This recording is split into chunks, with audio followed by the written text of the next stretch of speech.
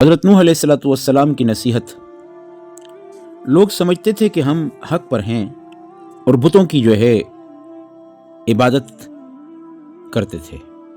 जो लोग बुतों की इबादत नहीं करते थे उनकी बुराई करते हैं, वो गुमराह हैं। इन लोगों का ये एक तरीका था।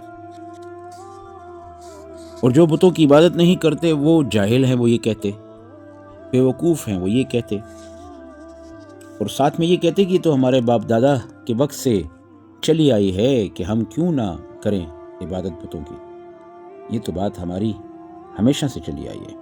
हज़रत नूह अलैहिस्सलाम खूब समझते थे कि बुतों की इबादत करना जाहिलों और बेवकूफ़ों और गुमराहों का काम सा था।